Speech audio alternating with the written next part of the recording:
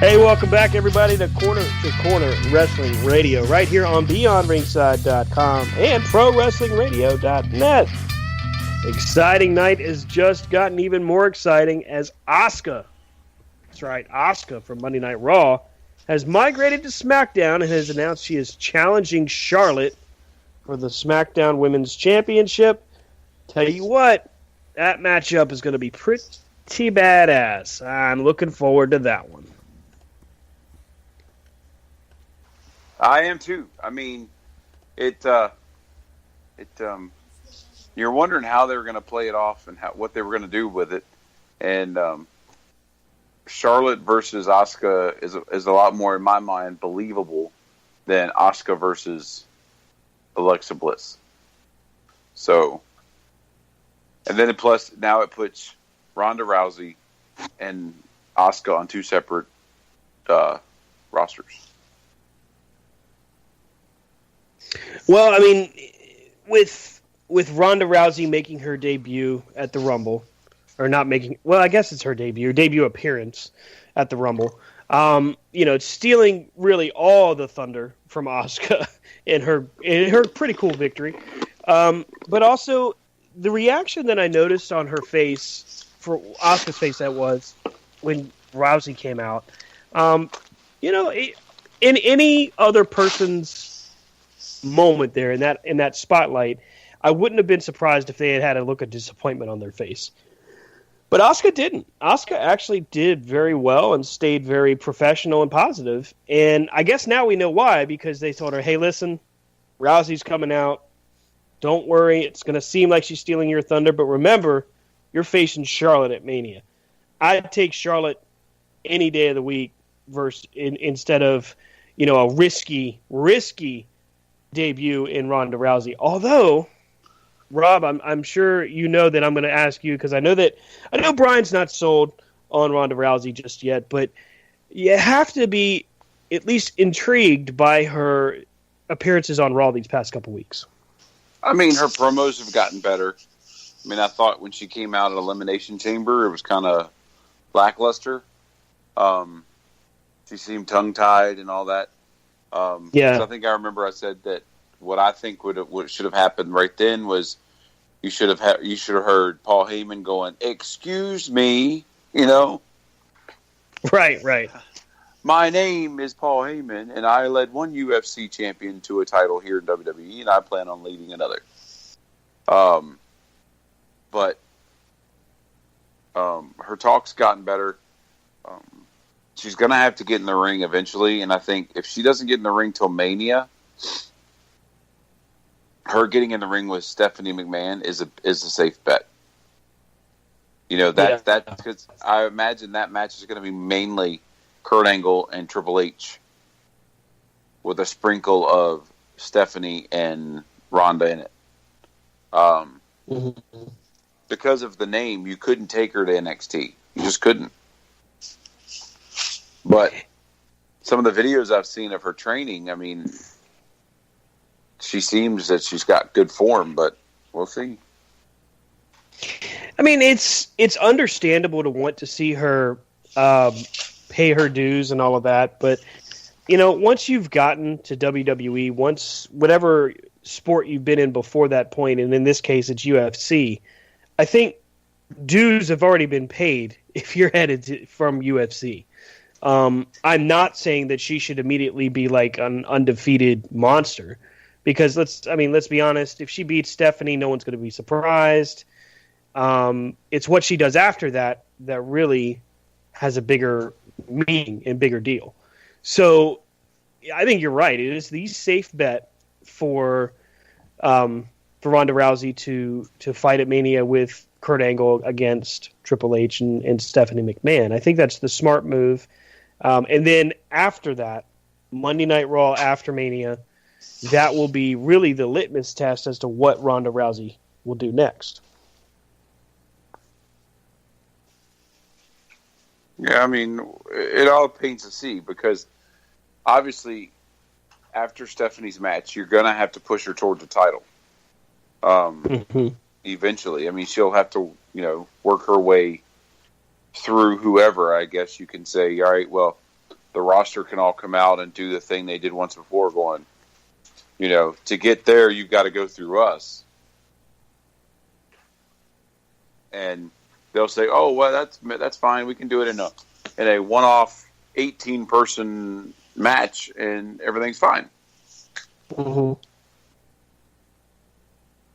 I mean, is it one of those situations where it's like, I don't know, Lawrence Taylor, where they play it up as if she's going to be a full-time performer, and then she does Mania and that's it?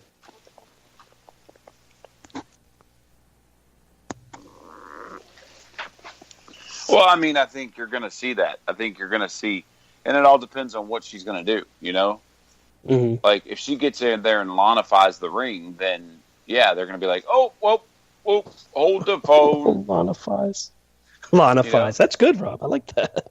But if she gets out there, and which I think what a lot of people don't realize is Ronda probably doesn't need the money at this point. So for her to come here, it's to see if she can do it. Plus, she wouldn't have signed the contract and gotten on national television if she didn't believe that she could do it. I think anyway, because I mean, unlike some other superstars we've seen,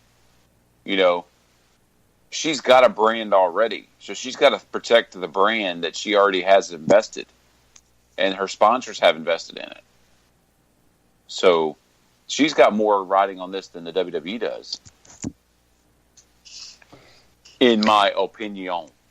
Yeah, I mean, she definitely has her work cut out for her, and she's going to have to work 3 times as hard to just convince the world that she belongs. And that's not necessarily a bad thing. I mean, we're talking about a person that has been doing this for quite some time as far as big money fights and big money matchups. It's really going to be a testament to her ability if she can truly sell the crowd. And I think what she's doing right now with Stephanie is a big deal. I think, to Rob's point, if she Lana-fies the ring, then I got to say, Rob, I think that's great. We're using that from now on. If she Lana-fies the ring, I'm going to keep laughing at that. But if she does, then she won't last long. I will say this. Brian has this, and I think he's right. If she's not prepared, if it blows up in their face, they may never recover from that. And it will hurt the women's division because people will remember it for being in the women's division that this happened. That's just how it is right now. Granted, Mania comes and she does great. We could all be like, hey, wow, look at Ronda Rousey. But we'll see. Right. I mean, it's going to have to be time. Time will tell, So. Yeah. But I agree. It's going to be a blight on the. Is it going to be a Shockmaster blight? Is it going to be a Butterbean blight? Is it going to be, Right. Lawrence Taylor, at least in Lawrence Taylor's matchup against Bam Bam Bigelow, at least the matchup was entertaining. A lot of people kind of crap on that matchup, but I always thought it was all right for what it was supposed to be. It was entertaining. I was like, oh, cool, Lawrence Taylor, the guy that broke Theismann's. Right. Yeah, I mean, does that speak to how old we are, Rob? Because, I mean, there's a lot of our listening audience that's probably like, who's Theismann? Who's Lawrence Taylor? What the hell are they talking about? Right. Well, I mean, I lost him when I said Butterbean, so, I mean... Butterball? There's turkeys on WrestleMania? Like, wait a minute, what?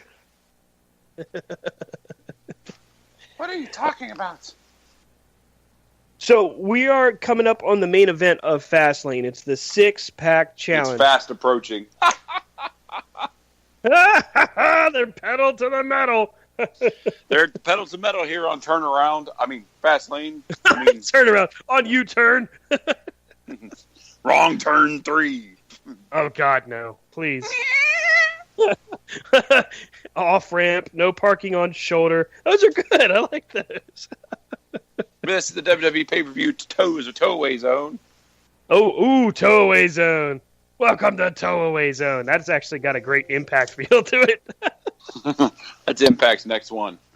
No, Repossession is their next one. The next Impact pay-per-view, Repoed. You know, Dolph Ziggler needs to get rid of this stupid record scratch before his music plays. It was cool, like, when he didn't come out with music after that, but now that they hit his music, you know, come on. Stupid. He also needs to lose anyway, the single braid down the middle of his head. Like, yeah, what is that? It looks like he was going for a mohawk and then said, nah, I'm too lazy, screw it. So we got Cena, Baron Corbin, Dolph Ziggler, Kevin Owens, Sami Zayn, and the WWE champion, not WWF, WWE. Thank you, Sam Roberts, dummy. You should have just said, we've got John Cena and everybody else on the card that's left. Yeah, right. So here's the thing. You have two possible major stories that can come out of this. There's AJ Styles versus Nakamura at WrestleMania. That's what everybody wants to see. I'm one of them. Rob's one of them. Brian's one of them. I'm sure Eddie as well. All of us want to see it. What's that? Yeah. Oh, wow. Eddie says, yeah, okay. Styles Nakamura is a dream match, but I don't know if that's the most saleable match on the card for Mania. By the way, for the record, there is a prop bet in Vegas that I stumbled across yesterday morning. Okay, hit me with it. The bell sounds when Cena goes for the AA. Undertaker's music hits during this match. Do you take that prop bet or not?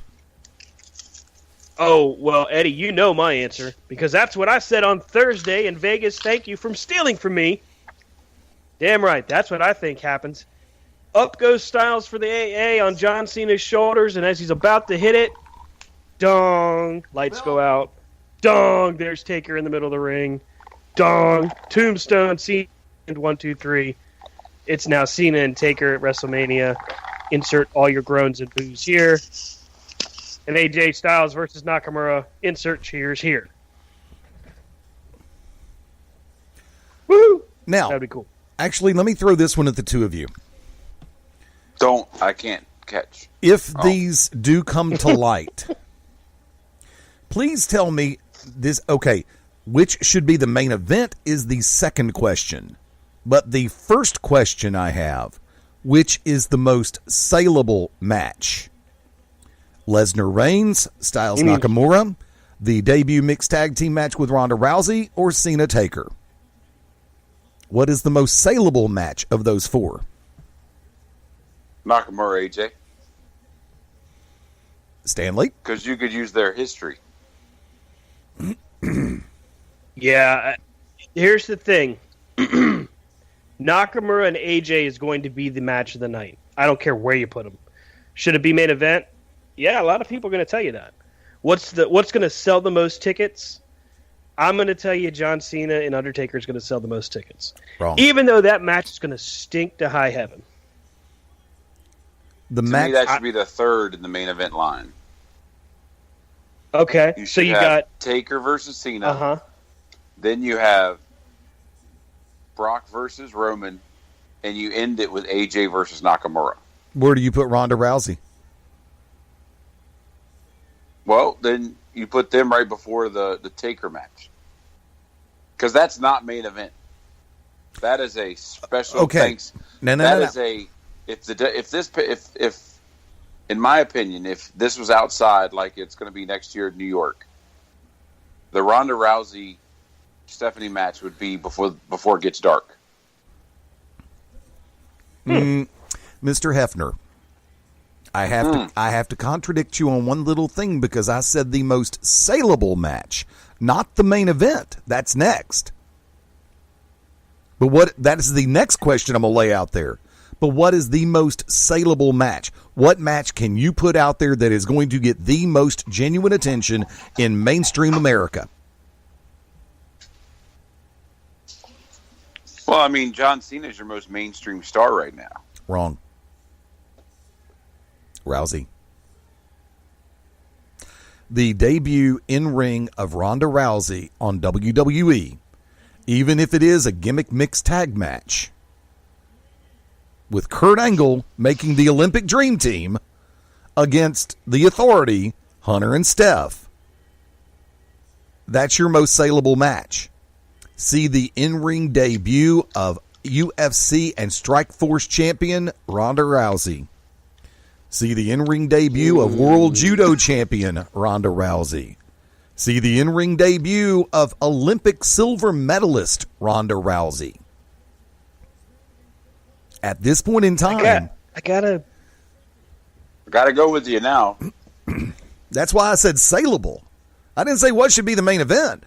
Well, I didn't know what saleable was. I thought you were talking about sellable, but I didn't know what yeah, that is sellable. was. Same thing. Saleable, sellable. Two different words that mean the same thing. Sellable. Now, to the wait, that doesn't mean the same thing. To the IWC, Styles Nakamura is. To those 35 and over, Taker Cena. To people who just... What? I'm sorry, I'm watching AA Time here on Fastlane. They have ruled this thing from the beginning. Yeah.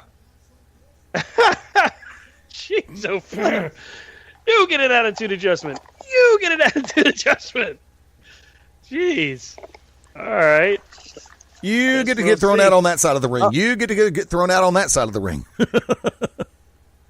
And it's like I said Thursday. What did I say, Eddie? It's Hefner rules, and here we are. Not even 20 seconds into the matchup. They have ruled this thing from the beginning, man. See, we've already eliminated all the other 105 people that were in this match.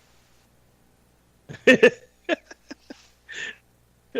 they're all, and wait, one of them, in about 2 minutes, one of them's going to poke their head up from their apron and look and be like, look, see? Baron Corbin is poking his head right there behind John Cena's leg. And this crowd is electric. I love it.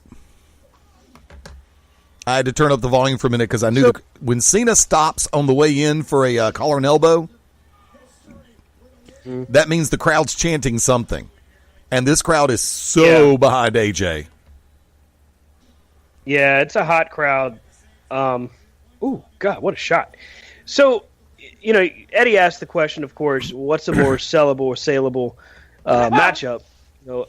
Is it Taker and Cena? Is it Brock and Reigns? Is it Rousey and Angle against Triple H and Stephanie?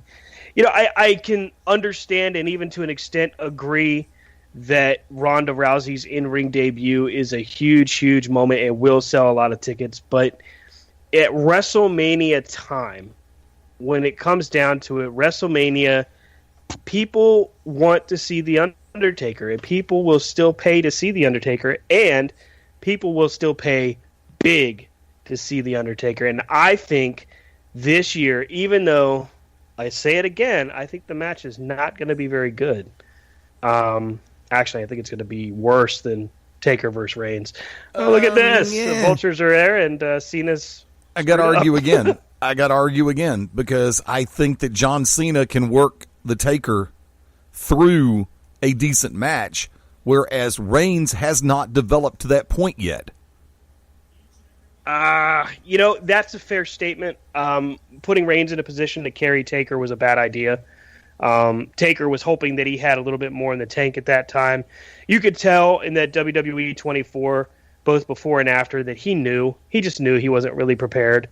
And I'm not saying he didn't try. He was in great shape, but his hip had just recovered from surgery. He was disappointed in his performance at the Rumble. Taker was just hoping for more out of that. Now, Cena being able to carry somebody, you got a great point on that, but I still think that I think more people will pay to see Mania for that than they will for Ronda Rousey. Now, had Ronda Rousey gone out on top and not lost the way they wanted to do her debut, then I'd have to agree with Eddie and say that her matchup would be the marketing machine for that Mania. But no, this year, I think it's Cena and Taker. I think that's sad because it's now just at a month till Mania. Are we 28 even days. at 30 days? Is it like 28 days now? 28. Yeah. So it's sad that it takes that long to come up with that. It should have been set up at the Rumble, and that would have been it. They haven't put together a solid build for Mania since WrestleMania 30. That's the shameful part.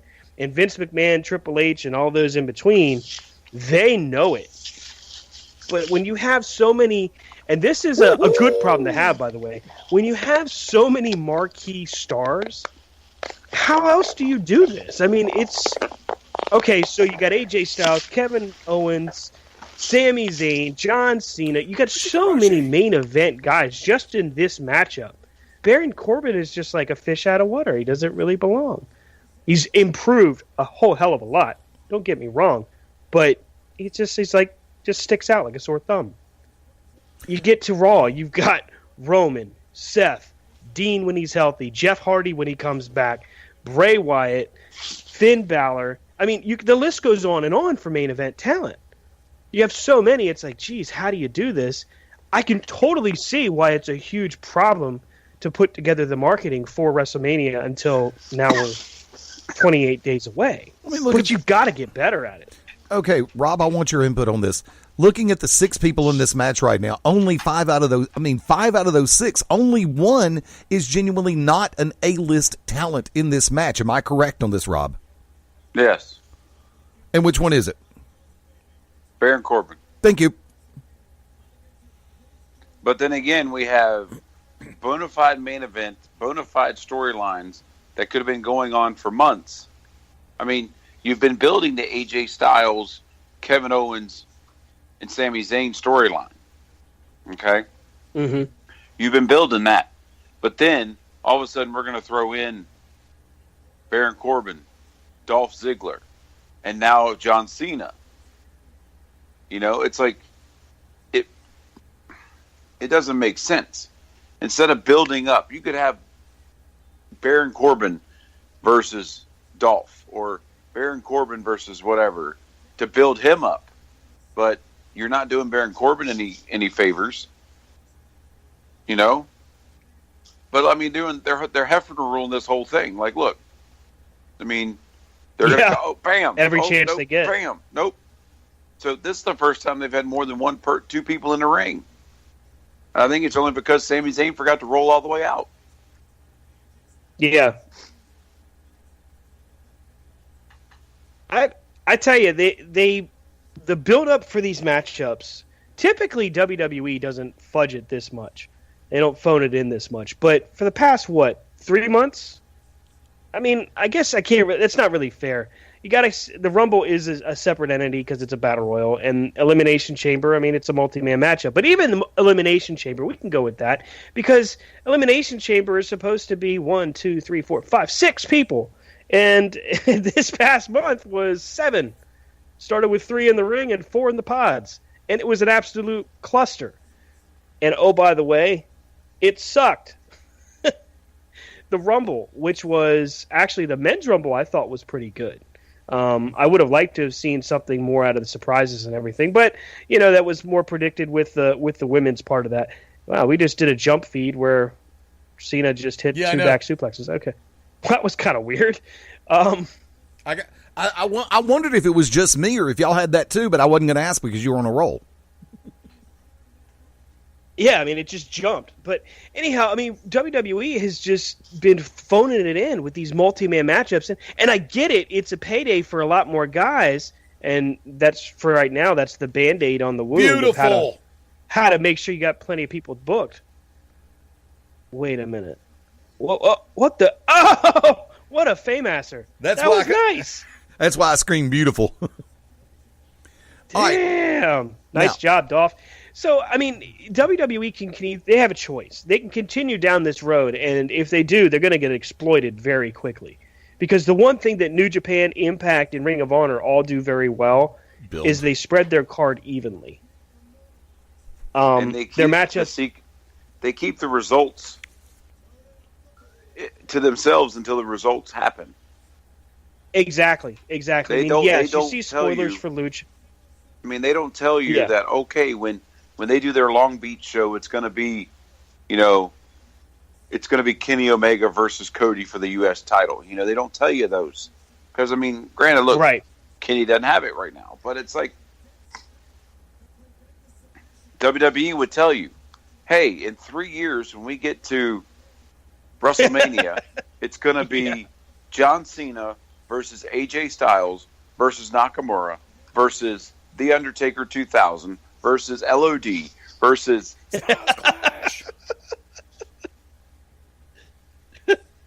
versus it's going to be John Cena versus the entire Hall of Fame.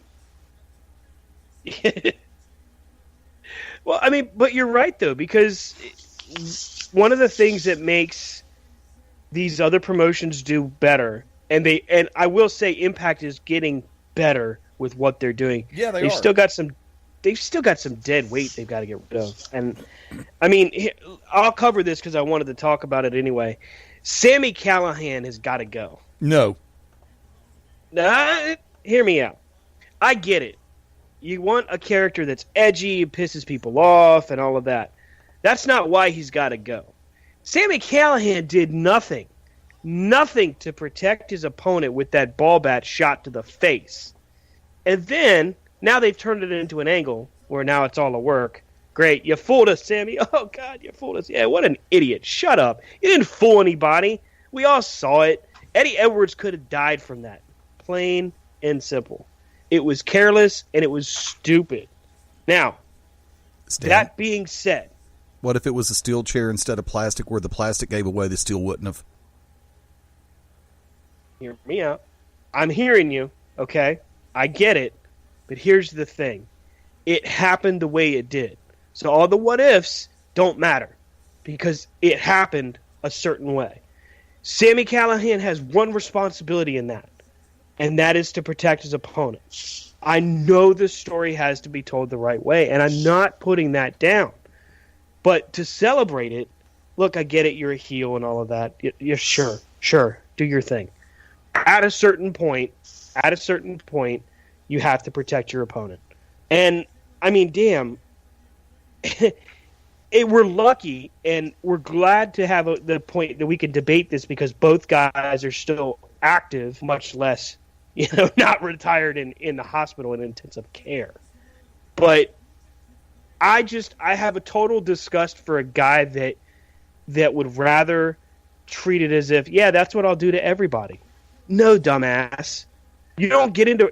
Have a guy that pisses people off. Have a guy that's hardcore and extreme. That's great. But he doesn't sell tickets. He doesn't draw fans. He does draw heat. I can't disagree with that. But he's not doing any of the stuff that you think he's doing. He's just not. And he won't. He didn't do it for WWE when he was in NXT as Solomon Crow. Can't say I blame him, though, because Solomon Crow was a crappy gimmick. He didn't do it in Evolve. Yes, his feud with Darby Allin was tremendous. But everything ends, and when that feud ends, you got to pick up the ball and go, and he didn't. He's not going to do it for Impact. You gotta cut dead weight. I'm sorry. At this point, it's him and it's Alberto, and then you're done. Because everybody else that you didn't really need or you knew was on their way out is gone. Bobby Lashley's gone. You could have kept him, made something, but he's gone. EC3, he's gone. James Storm, he's done. I mean, you got to make a move to put some credibility to Impact, and Sami Callihan's not the guy. Tell us how you really feel, I mean, don't hold back, because you might get an ulcer. It kills me when guys celebrate that they were irresponsible. But then in the same breath, you're like, I like Impact. I like that they're improving. I like that they're trying to do something different. I like their new management. Oh! Holy crap! Yeah, AJ just went through a table. Yep, that just happened. No, he went through the announce table. Crap. Jeez. And it wasn't just on his back of that one. Yeah, it wasn't just a little bit either. He was in the air for a second, and then he bounces off the table. I mean, it was pretty nasty. Boink. Rob, do you want to take on what he's saying first, or may I? You can do it. Okay. Because I don't want to give Impact any kind of credence. So Okay. It's not that I give them credence in this particular regard, and we may have a different utilization of that word. The only fault that I have with Sami Callihan in that segment, which of course is about 4 weeks old, by the way, is the fact that it was a plastic chair, a flimsy plastic chair being used. 99% of the rest of us would have used a steel folding chair that would have given the support needed and the safety needed for that spot to be taken in proper context and done right. So you're gonna wait a minute. Go to your screen. Go to your screen. Go to your screen. Steel chair, it would have been done correctly. Yes, because that steel would not have given. Callahan misjudged and hit on the outer perimeter of the seat of that plastic chair. Tell me we are not dealing with the finger poke of doom between Sammy and Kevin. Somebody please break this up. Oh, reversal! Wait. I want to see this play out, but... Oh, no, come on! Ah! Nope, no way! Oh, that would have been cool! Sorry about that. Back to fighting. There we go. We're back to fighting. But if, once again... It was cool. Any one little thing changes... Hey, this is their move. This is the move they always do. Let's punch each other in the head. Yeah, of course. So, if the bat had not... Now, once again, that's the only fault I have with Sami Callihan on this one. And I have to argue, I have to differ in my opinion on this. Granted, yeah, Solomon Crow sucked. But... Yes. And that wasn't his fault. The Callahan Death Machine, OVE, I think are beneficial for Impact because it gives a solid core group of heels aside from LAX, which the crowd is 50-50 on them to begin with. You mean LAX? Yeah, the crowd is 50-50 I'm on not them. sold on them either. No, the crowd cheers and boos the same way because they still love Conan. Mm-hmm. Yeah, that's true. Conan's still a hero. Conan's still a damn... Conan is a damn legend. Viva la raza. Thank you. So they need... And look at Eli Drake and Chris Adonis. Once again, the crowd gets behind them half the time. Yeah, dummy. Eli Drake. Facts of life. So, I mean, I'm not... sorry. I'm really not... Oh! What a shot! Sorry. Beautiful. That super kick was pretty sweetly delivered. Yeah, it was. Nice. That's the reason why Shane was at ringside. We're going to have... It wasn't the what kick. did he...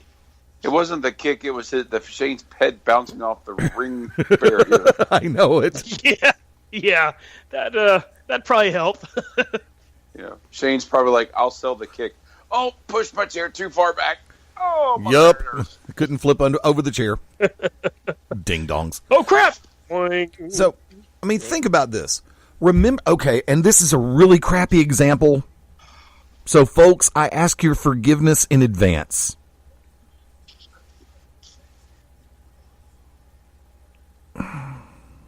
Should we play the music like Full House? No. If let's put this in perspective. The night that Does it look better now? The night that Or Owen now? Hart delivered the tombstone to Austin, and Austin's neck was jammed and he was bleeding all over the place. If he had not screwed up the tombstone, or if he had not deliberately done the tombstone the way he did to jam Austin's neck to try to take him out of commission, would we look at that moment differently? Because as time has progressed, and even within 24 hours, more people were looking at Stone Cold Steve Austin as a freaking cyborg, a robot, a machine, a person who could genuinely who can go, as opposed to Owen Hart being decried for trying to take out Austin. Well, if the steel chair had been there, as opposed to a flimsy plastic one, and the spot had worked, everybody would be screaming, "Oh my God," instead of "Oh my God." Big difference. Go ahead, Stan. Here's the thing with that. I get it. I hear what you're saying, and maybe you're right. But ifs, ands, and maybes only count in that kind of frame of reference. Because here's the thing: Sammy made the choice at the end of that in that segment. He could have held up. He could have wavered. He could have hit it in a different way. No, he went full on into his head. Like, dude. No, the chair. He didn't go into his head. The chair gave. Cue Daniel the bat Bryan's music. hit his face. I mean, I get it. I can understand why this is a good debate, and it definitely is. I just think that that had to hurt. I think that with all of this type of situation, especially when it comes down to it, as far as shots to the head, I mean, haven't we gotten past that? You think we would have? I guess it's still one of those shock value things. Maybe I'm just not sold on it anymore. I don't know. Maybe as a fan, I've gotten dejected. I mean, jaded? Jaded, disenfranchised, disheartened. Triggered! Triggered, as them young folks say, shook. Oh, no, not Super Cena strength. Yes. God. Speaking of shots to the head, how about the steps? Jeez. Now, here's the dong. Maybe he doesn't hit it on... he doesn't hit it on AJ. Okay. Ow! That hurt. So, apparently now it's no DQ? It's a six-pack challenge. Yeah, it's just like a triple threat. There's no DQ. Well, back in the day when Six Packs Challenge first started, they had DQs and stuff. Like, you could get counted out, and it was elimination style. Well, considering 4 guys are outside the ring right now, who are the 2 legal men? Well, they've been outside the ring since the 10-minute mark. I mean, it's been to death. I mean, I think they've Byron lost. Saxon's over there going, is anybody going to bring me a chair? I'm getting tired. Either that or he's thinking, maybe I could run in and make the cover. Oh, no. Oh, what a shot. Wait. Oh, thank God. I like when he does the roll No through. Cell King. I like when he does the roll through for the attitude adjustment. That is pretty slick. I'll wait. Oh! I'll wait. Wow. What? That exchange was pretty awesome.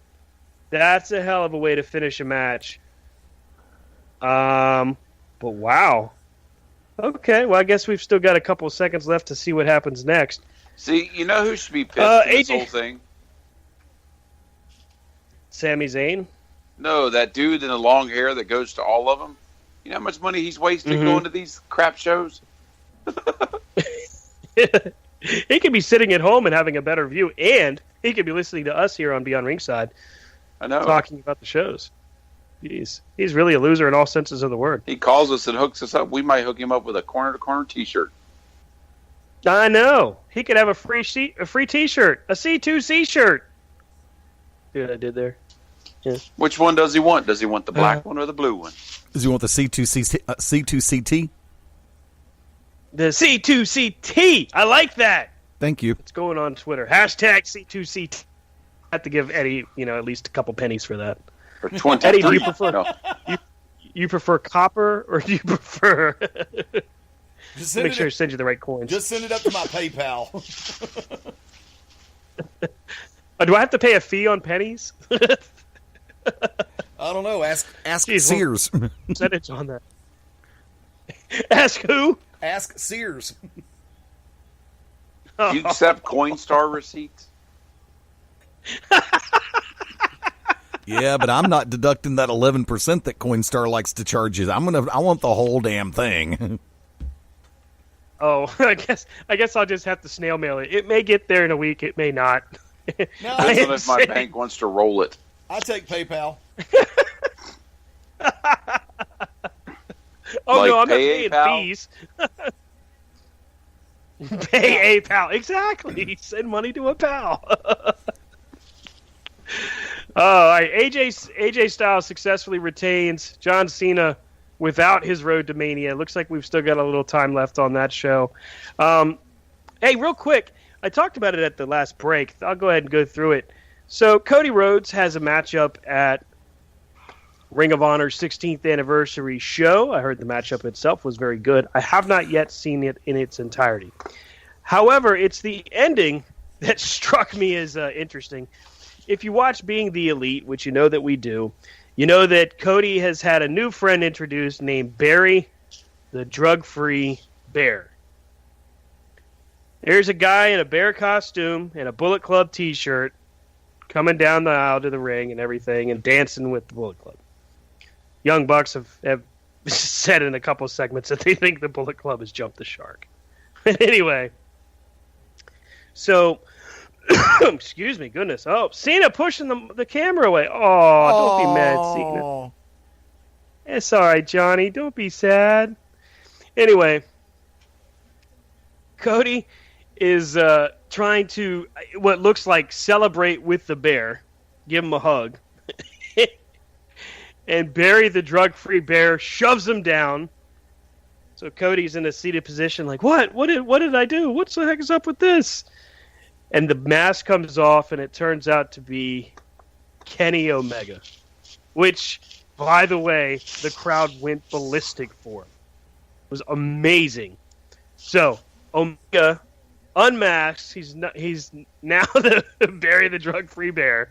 Omega unmasks, and he delivers a running knee shot, a V-trigger that had to be seen to be believed. And then... in a fit of rage and disgust, Brandy Rhodes plants a kiss on an unhappy or undesired. Or, I'm trying to word this correctly. On a Kenny Omega who didn't want it. There we go. And Twitter has been going nuts about this, saying it was poor use of a sexually aggressive angle and all of that. To which I say, hey, calm down. It's not that serious. Nobody's getting raped on this show, I promise you. And yeah, I can almost promise you that Kenny and Brandy and Cody all talked about it and said, hey, this is what we have for an idea. What do you think? Okay, cool. And then they did it. Nobody was sexually harassed in that segment. Calm yourself. Really. Just get it together, people. Come on. Jeez, oh, flip.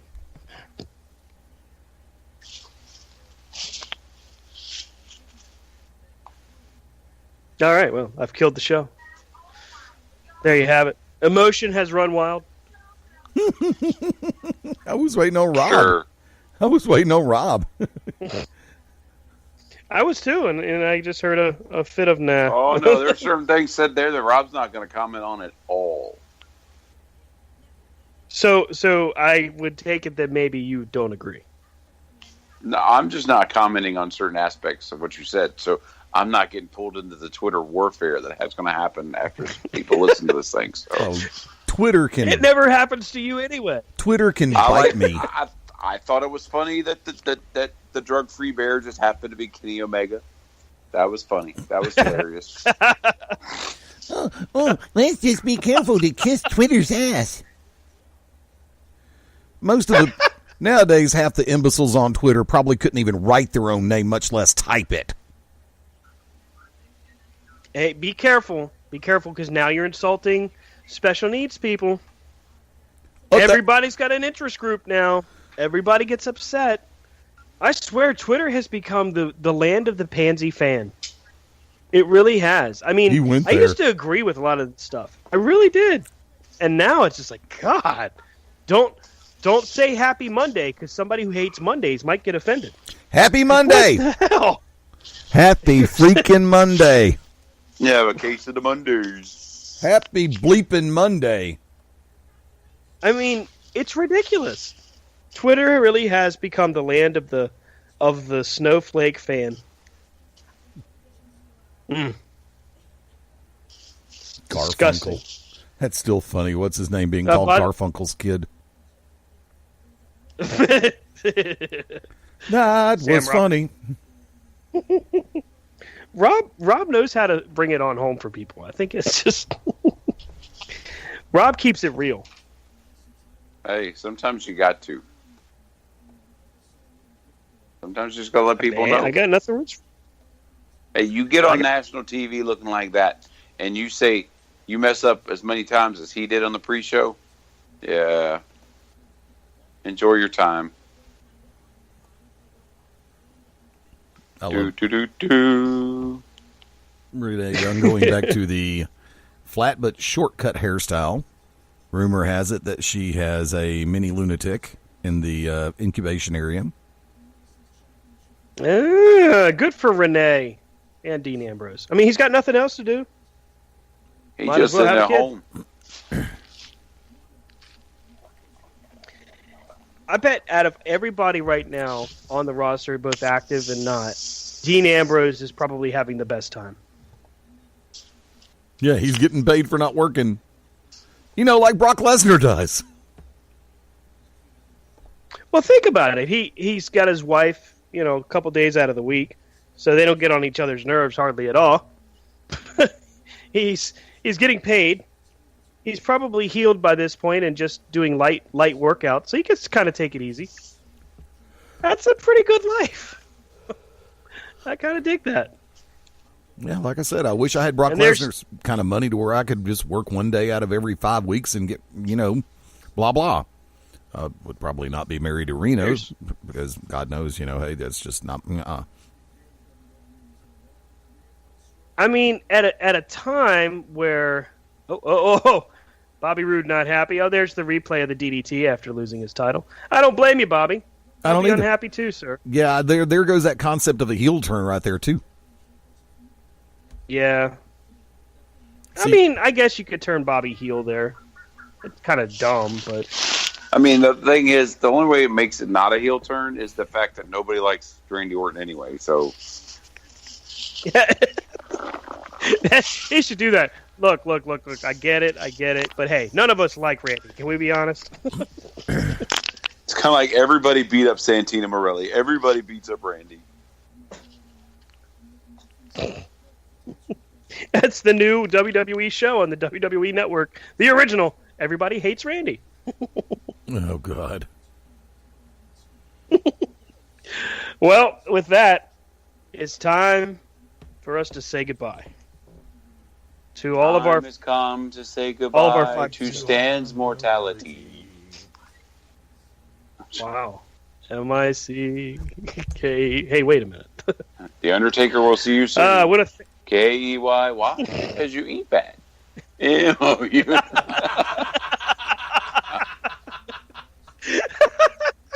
Oh, God.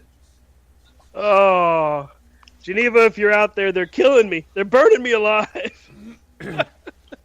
Geneva, if you're out there, you know you're laughing too. Oh, I can guarantee you she is. The next time you see him, Geneva, make sure he signs that form. Wait, what? What form? Oh, come on. All right, so, hey, I want to thank everybody for listening, all 5 of you. We definitely appreciate your time and your dedication to the crafts. Checks are in the mail. We will, of course, be back next Sunday, 9 p.m. Eastern Standard Time. But before we go, please remember you can check us out on the interwebs, facebook.com/Corner to Corner Show, at C2C Radio Show, Corner, the number 2, Corner on Instagram. Rob, where can they find you on the social media, sir? At Rob Hefner C2C on the Twitter, Rob Hefner on Facebook, and yeah, that's about it. Exciting stuff. Yeah, exciting stuff. Wild and wacky stuff. Eddie, where can they catch up with you and Beyond Ringside crew? At Beyond Ringside on Twitter, Facebook.com/Beyond Ringside Live. For me personally, my home is FastEddieLane, LAYNE.com, as well as you can now find me on Vero social media network. If you haven't had a chance to check that one out, check it out. I'm not doing that much on Facebook right now, occasionally dropping out an innocuous little poll question Which, of course, my question from this past week was, name a song that you like the remake more than the original. And my number one on that one was the Guns N' Roses remake of Sympathy for the Devil, originally done by the Stones. I like the Stones version, but I just like the GNR remake that much more. Well, to that point, I'd say GNR's Live and Let Die. Live and Let Die is a phenomenal remake. Yes. Garth Brooks is Shameless. Garth Brooks, Shameless. That's my number 2. Ooh. Hails to the yes. And you knew a Garth Brooks track had to be in there somewhere because of how me. I am a major league Garth Brooks fan. Yes, sir. Also happy about the fact that I got my tickets for Five Finger Death Punch and Shinedown down here in Birmingham. I'm in May. Five Finger Death Punch's cover of Bad Company, spot on. Oh yeah. Oh, and if it wasn't for the fact that I'm a huge Joe Walsh fan, Godsmack's remake of Rocky Mountain Way, awesome. Oh yeah, that's a little bit of a pull there. Nice job. All right. Well, let's see. Tomorrow night, Midnight Black Mass. Waiting to find out. Hoping. To be determined. The Cluster Bleep. Right, then. The Cluster Bleep, affectionately known as the To Be Determined Show, Wednesday night. Shooters Gallery Thursday nights. By the way, Stan, thank you for dropping in for the first hour this past Thursday night. It was my pleasure to cough and be on your airwaves. There you go. I will say I'm feeling a lot better today, so Good. we'll take it as it comes. Let's you can see find here. Brian and then, where? of course, Brian is found on the Twitter machine at STRCP21, and he is also on Facebook at Brian Taylor. He is on Instagram. I did see it pop up the other day, and I feel like a dork because I just don't remember what it is, but I'm sure it has something to do with Tepish. Anyway, I don't think he posts very much on there, but I know he is on there. We will have to ask him next week when we are all back on the air. Keep in mind, you can also catch up with UCW Radio on Spreaker.com. Just go to our show page. There's a separate page there for UCW Radio. We had a great interview with Jeffrey Bravo that aired this evening at 8 o'clock Eastern. And then of Twitch TV/UCW Forever for all your Ultimate Championship wrestling. And UCWForever.com, which, if I do say so myself, is a pretty badass looking website. So that's going to do it here for us here on Corner to Corner for Eddie. Have a great week. For Rob. Oh, sorry. We're still watching Fastlane? You mean Pit Stop? Pit Stop. I'm Stan Grubb saying beware the off-ramp. No, you're not. Now you're headed You're to not Mania. Stan Suckers. You're the second Stan You're Grubb. right. I stole his identity. The first one died when he was 15. I'm the less steroid using, fatter, out of shape Stan Grubb. What an upgrade. Woohoo. Pop. You guys have a great night. Is there ever a chance to downgrade? If I could go back to being 15, I'd do it. Have a great night, everybody. And it's awkward.